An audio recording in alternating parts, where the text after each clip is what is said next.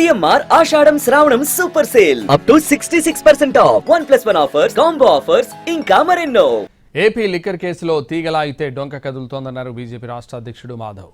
మద్యం కేసులో పెద్ద పెద్ద తిమింగళాలు బయటపడుతున్నాయని చెప్పారు. ప్రత్యక్షంగా పరోక్షంగా ఈ స్కామ్లో ఉన్న వారందరికీ జైలు తప్పదన్నారు బీజేపీ ఏపీ చీఫ్ మాధవ్. చట్టం తన పని తాను చేసుకుంటూ పోతుందన్నారు.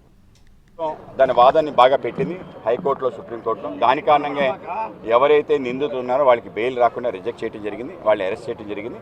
ఆ విధంగా తీగలాగితే డొంకంతా కదిలింది అనే విధానం ఒకరిని పట్టుకుంటే ఒకరి ద్వారా ఇంకోటి అలాగా పెద్ద పెద్ద తిమింగళాలు బయటపడుతున్నాయి. ఆ విధంగా ఎవరైతే దాంట్లో ప్రత్యక్షంగా పరోక్షంగా దాంట్లో భాగస్వాములారో అందరినీ కూడా తప్పనిసరిగా కారాగార వాసం పడుతుంది.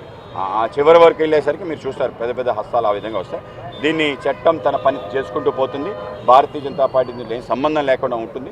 ఆ విధంగా అందరినీ కూడా శిక్ష పడాలని మేము కోరుకుంటున్నాం. ఎవరైతే విచ్చలవిడిగా ఈ రాష్ట్రంలో మధ్య ఆంధ్రప్రదేశ్గా మార్చి విచ్చలవిడిగా రేట్లు పెంచి ఒకరి దగ్గర నుంచే సంపాదించే తీరు ఏదైతే ఉందో దాన్ని మేము పూర్తి స్థాయిలో ఖండిస్తున్నాం. ఆ విధంగా అందరూ కూడా ఎవరెవరైతే బాధ్యులు అందరూ కూడా అరెస్ట్ అవుతారు. దానికి తప్పనిసరిగా వాళ్ళందరికీ శిక్ష పడాలని కోరుతున్నాం.